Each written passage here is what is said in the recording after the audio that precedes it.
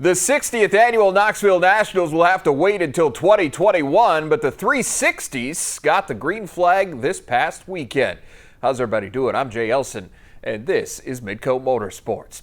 A star-studded field of over 100 drivers entered the 30th annual 360 Knoxville Nationals this past weekend, including 2019 champion James McFadden, who made a last-ditch effort to travel to the United States from Australia to defend his crown. The full recap is this week's A Feature.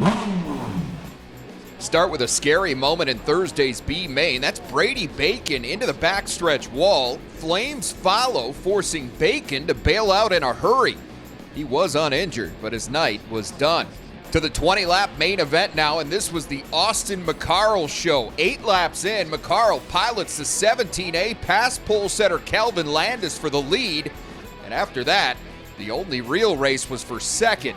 Kerry Madsen got that and the top point total for the night, but it's McCarl that notches the night one win, which was his second in as many 360 starts at Knoxville this season. Night 2 came Friday and brought another big incident in the B main. Casey Fredrickson flipped several times before coming to a rest on all fours. He too was uninjured.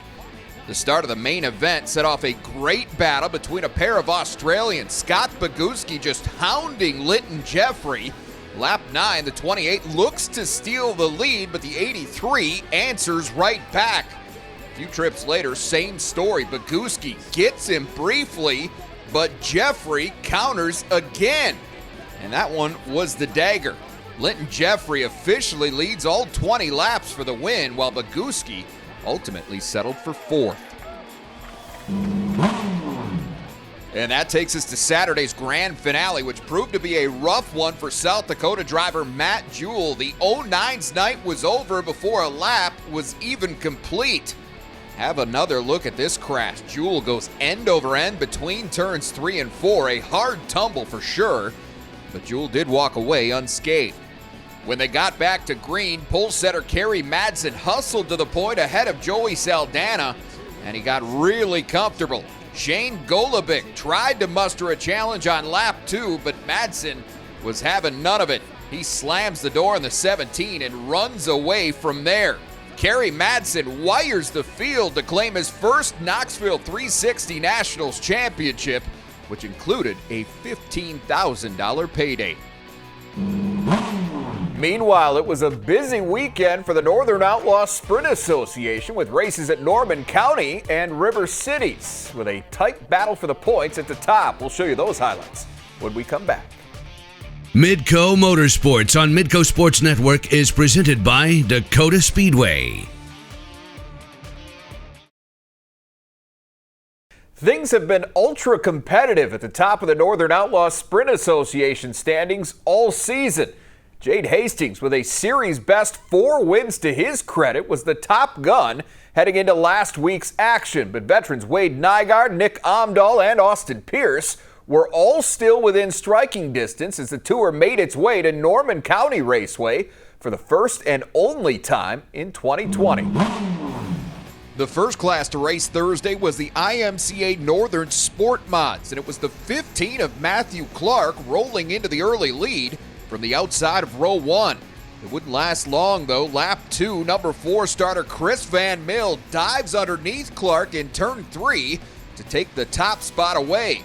And the 40 car would cruise from there, with Van Mill collecting his second win of the year in Ada.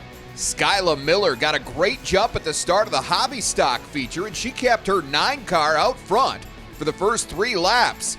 But 5th row starter Corey Probst was charging hard behind her. Probst gets by Tim Sheik for 3rd here, then sets his sights on the leaders. He'd get them both 1 lap later as the 75C surges past both Todd Gettle and Miller on the inside. Smooth sailing after that for Probst. He sees checkers in his first start of the year at Norman County. No shortage of action at the front of the IMCA stock car feature. Travis Robertson was the first to show the way, but Rick Schultz refused to let the 10R get comfortable. After a few laps of battling side by side, Schultz manages to ride the inside line past Robertson for the lead. This one wasn't over yet, though. Off the restart, it's Rob Van Mill moving to the front ahead of Schultz. But the Horace, North Dakota native would not be denied. Schultz works his way back to the lead with 5 to go and drives on for his second win of the year, which pulled him within a point of Van Mill and Kelvin Kesselberg in the standings. Last but not least were those NOSA sprints. Wade Nygaard, who's traditionally dominated at Norman County, started at the back of the pack for this one, leaving the door wide open for someone else. Nick Amdahl asserted himself as a contender early as he sprints past both Tim Estenson and Brendan Wilde for the lead on lap 7. Amdahl's momentum would be slowed a short time later due to an incident involving several cars, and there would be more trouble on the ensuing restart as Brendan Mullen gets turned around in front of the flag stand. That left Amdahl, Jade Hastings, and Nygaard to battle it out over the last 10 laps, and while it was an impressive run for Nygaard, going from 17th to 3rd, this was Amdahl's night. NOSA's defending champ gets his first win of 2020. Yeah, we've been having really bad luck lately, and the last few Saturdays we've been getting second places, but we just been starting way in the back, and tonight we actually started up front and closed it out, so it's good going in the rest of the year. Fun to get a win. From there, Amdahl and company moved over to Grand Forks for Friday's show at River Cities, which also featured a rare appearance for the Wissota Modifieds. Aaron Holton gained control ahead of Dustin Strand at the start of the 20-lap feature, but the 71 never let that two-car settle in. Lap 2, Strand roars past Holton on the inside. No doubt about it after that, Strand leads the final 19 laps en route to his 4th modified win of 2020. The NOSA Sprints rolled out next for their second feature in as many nights, and it was Jordan Graham jumping ahead of pole setter Tim Estenson at the drop of the green flag. But Jade Hastings had his rocket dialed in. He got the 8H hooked into the high side and used it to blow past Graham for the lead on lap 3. No one was catching Hastings after that. He sails to his 5th NOSA win of the year and his 3rd at River Cities. Our 5th year, we finally broke the seal and we won 2 of them. And we've slowly gotten better and better and better, and now I feel like we can win on any given night. The Wissota late models rounded out the night, and it was the familiar 17S of Lance Schill that quickly pulled away from the field. Points leader Brad Sang among those trying to reel Schill in, and he used a long stretch of green flag racing to do exactly that. Sang eventually making the pass in traffic. He did have to work to close thanks to late pressure from A-Mod winner Dustin Strand, but Sang manages to hold on for his 3rd win of the year in Grand Forks. It's all about balance, and right now we've found a balance, and things just seem to be clicking. Greg and Tanner, and myself, and everyone back at the shop at Mars is wow, it's just a hot rod right now. Well, you've seen the highlights, but how did it feel to be there for the grand reopening of Huset Speedway? We found plenty of people willing to share their thoughts on racing's return to that historic facility. That's next. After sitting vacant and quiet for 3 years, the roar of the engines were once again heard at Huset Speedway earlier this month, and fans were ready.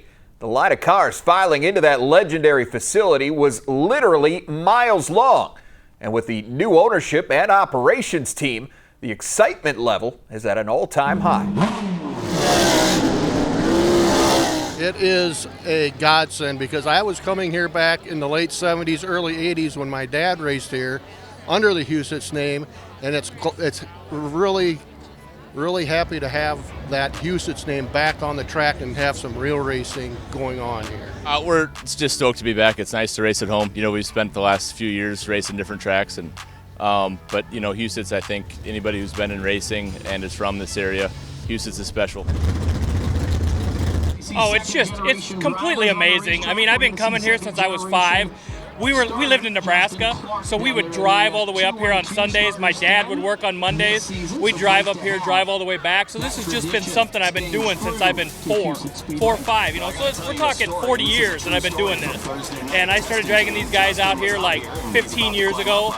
And when we found out that it was coming back, I mean, the kids just exploded because, we're back doing this again, and they were just totally excited. I'm glad to be back, and it's going to be really good, I think, for the racing around here, especially with Todd Queering buying it and being able to work with other tracks and making racing good and all over. So it's going to be really good here. I feel like in the future, the sport's in a really good spot. If you watch everybody walking around tonight, opening night, morale's high, everybody's smiling, everybody's laughing, there's people tailgating. I mean, we just walked up by where they're selling merch and people are buying the merch, and I mean, it's like a rebirth of sprint car racing in this area. It's crazy. I'm a tried and true race fan. I love doing this. This is my passion. So anything with a motor is great, Just to have local racing back in the community is amazing. Just to have the revenue back in the community is amazing. All these lovely fans coming out tonight watching the race is just great. Just during all this COVID and all this stuff, just to have everybody come together and enjoy one sport, one love. It's been a real good track, and it's been good to me, and I just love to race here, period. You get racing with the same guys all the time, you don't get any faster. When you come to Huset, you learn how you got to go faster all the time because there's always somebody faster here. I think it shows that it's something that's really wanted and something that's needed for the tri-state area since, Minnesota's closed down, Iowa has lack of racing, and so I just commend everybody for, pulling all together to open this back up for people to come and enjoy. But there's just something about this place, the atmosphere, the people, the big races, just a gorgeous facility. We're really thrilled to be back. Now, Huset's will host a monster truck throwdown at the end of the month and then a 2-day World of Outlaws show on Labor Day weekend. Tickets for both of those events are on sale now. The Midwest Power Series will also be racing at Huset's this fall. We'll give you an update on that tour when Midco Motorsports rolls on. The Midwest Power Series has provided 360 brand excitement for fans at Jackson Motorplex, Knoxville Raceway, and I-90 Speedway this summer. And they're just getting started. Alex Heinert caught up with the man who's been running the show to find out more about the history and future of that series. The interview is this week's Inside Track, presented by Dakota Speedway. Greg, the Midwest Power Series began back in 2015. You've been a part of this since the beginning. What drew your interest to be a part of this series? Well, it started as a series within the series. I was involved, it was basically with the Upper Midwest Sprint Car Series, got going in 2009. I joined in right away, and then in 2015, Randy Gregas from the Midwest Power Equipment decided to have a little series within the series, really.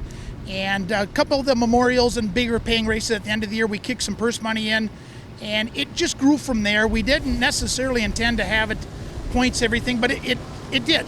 And we just took it from 2015, moved it forward, 15, 16, 17, and then when Jackson Motorplex reopened in 2018, I kind of took charge of the series and became its director and organized the different races that we had, not only at Jackson, but continued to have at other tracks that we would partner up with, whether it was MSTS, Nebraska 360s, or just go to a variety of tracks. And it just became a little more as time went by. And really, Jackson, really helped us grow the series. Yeah, you're involved obviously in a lot of different types of cars all across the Upper Midwest. What makes this particular series special to you? It's 360 wing sprint car racing. I have, that's got a special place in my heart. I like all. I love the 410s, love the 305s, the non-wings, and like a lot of stock car classes too. I know a few of the old timers cringe when I say that, but the real true tried and true sprint car fans.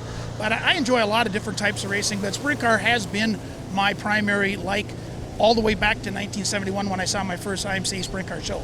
Yeah, this particular series, like you said, has been a series within a series. You sort of go alongside the MSTS series as well. Talk about that partnership and that relationship with that particular series. Yeah, it really started when Jackson reopened in 2018. MSTS, as well as the Nebraska 360s, partnered up with us at Jackson, and it just became a nice working relationship amongst the three groups. And we just decided to continue. This is our first venture out here to I-90 Speedway in the state of South Dakota to partner up with MSTS. They do a great job with their races, and they're smaller regional series just like we are, and like Nebraska 360s are as well. And it works well to try to partner up and cooperate, work together instead of trying to work against each other, car count wise and to help promote the sport. You mentioned the Midwest Power Series, maybe branching out a little bit from Jackson. Now you've drifted into Hartford. Talk of going to Huset, and that's sort of become maybe just the nature, especially of 2020, where so much has kind of gone not according to plan. Yeah, 2020 is definitely nothing like any of the previous seasons. We're kind of just rolling with the changes, really, is what we're doing. But we got the Husets to look forward to. Power Series Nationals coming up in the middle of September. We've had one race down at Knoxville already, partnered up last weekend with the Nebraska 360s. We may get another one that's still on the schedule. John McCoy said we'll see if that one runs near the end of September or if it doesn't, And it's just really neat to be able to do, those types of events, bigger events. And that's what really the Midwest Power Series is about. It's not a weekly series in any way, shape, or form. It hopefully gets in 12, 15, maybe 18 shows in a season, traveling around to a variety of different tracks. And especially when we can partner up on weekends like this past weekend when we were at Jackson and Knoxville, could add a clean sweep bonus in, which, by the way, was claimed by Justin Henderson, and that's well known now. But, it's pretty cool because it's been in effect before, and one thing or another, nobody could ever claim it. Well, Justin took care of that. Pretty special stuff. Last yes, week. It was. Yeah. You mentioned 18 races is sort of the norm, getting up near 20. This year, though, of course, it's not been near that, more than half of that. Just based on how things have been. How challenging has that been for you as a promoter and a sponsor to see races canceled? Challenging would be probably an understatement. Very difficult would be a real good way of describing that. And it's not that some of these tracks that we've raced at don't want to race. Mm-hmm. Circumstances in especially the state of Minnesota prevent them from drawing a full crowd. Therefore, we have a pretty strong purse, and we have no intentions of going too far, in a backwards direction purse-wise. And so those tracks, as much as they would like to run some of these memorial events that we've traditionally had long-running, working relationship with the track and their long-running events, just not possible this year. I've been in contact with different promoters, and we're kind of talking about 21 already, in many different ways, shapes, and forms, and keeping our fingers crossed, as everybody else is, that this environment changes at least enough that we're able to go back to those speedways and run an event again. Yeah, you mentioned 2021. Assuming that things go back to normal, you can go back to the usual schedule. What does the future hold for Midwest Power Series come next year and beyond? Assuming we can go back to a more normal schedule, we would look at 4, 5, 6 events at Jackson, probably 3, 4 at Huset, a couple at Knoxville, a couple at Cedar Lake, and then we would fill in, maybe a couple here at I-90, partnering up with MSTS, Rock Rapids possibly down the road there, Princeton, Ogilvie, those tracks that we've typically visited for a long number of years, back on the schedule again. And that would really round it out to, mid to upper teens. That's what we're shooting for. Fun to see this series continue to grow both in scope and popularity. Greg, thanks again for the time. Best of luck with Midwest Power Series moving forward. You're welcome. Thank you very much. The Midwest Power Series recently added a couple of late August events at Rapid Speedway and Park Jefferson to its schedule. That group will also participate in the Power Series Nationals at Huset Speedway on September 18th and 19th. Well, speaking of Rapid Speedway, the track hosted its annual Dave Mulder Memorial over the weekend. We'll wrap up with a look at that after this. Midco Motorsports on Midco Sports Network is presented by Dakota Speedway. The third annual Dave Mulder Memorial has special meaning for many drivers taking part in the event to honor the late driver who sadly passed away from acute myeloid leukemia in December of 2017. His family has used his number 4 stock car as a tribute car to raise proceeds for young children battling cancer, and a special guest driver was in the driver's seat on Friday night. What was a big night for the Mulder family also turned out to be pretty memorable for Midco Motorsports producer Levi Vanderweide. He had the 8 car back on the track after taking the previous week off to change out a motor, and that move paid off in a big way. Vanderweide jumped to the lead off the start, then held off 2 of the top 4 USRA hobby stock guys in the nation in Dustin Gulbranson and Tyler Schlumbum to snag his first ever win in his 71st career start, and the emotions were very real in Victory Lane. To the USRA stock cars, Justin Regneris held the lead early, but he runs into a little trouble on the restart. Contact with Rich Gregoire allows Missouri native Doug Keller to sneak past him on the inside. Keller opened it up from there, but what he didn't know was that 10th place starter Colton Ahrens was slowly reeling him in. And the 46 eventually gets the job done. Ahrens gets around Keller on the outside, and his third win of the year at Rocky moves him 4 points clear of the field in the standings. The Dave Mulder Memorial meant double the fun for the B-Mods. Tracy Johnson opened up a comfortable lead in the first of their 2 features, but he would not be able to hold off the 81 of Jared Bowmeister. The driver out of Waseca, Minnesota, overtakes the 19 with a great run on the outside, and he never looked back. The whole field would be inverted after a quick fuel stop, then right back to the track for the second 14-lap feature. Eric Faber took control initially, but he would break a short time later, giving the lead to Jackson Mulder on his dad's memorial night. But he would not be able to finish the fairy tale. Tyler Johnson blows by him later with a topside pass. Johnson, who went from 20th to 4th in the first feature, goes 14th to 1st in the second to spoil Bowmeister's bid for the sweep. And for Johnson, it was win number 4 on the season, which is tops in the B-Mod division at Rock Rapids. All right, that is our time for this week. For Alex Heinert, our producer Levi Vanderwady, and the rest of our crew, I'm Jay Elson. We'll see you back here next Wednesday night for another episode of Midco Motorsports.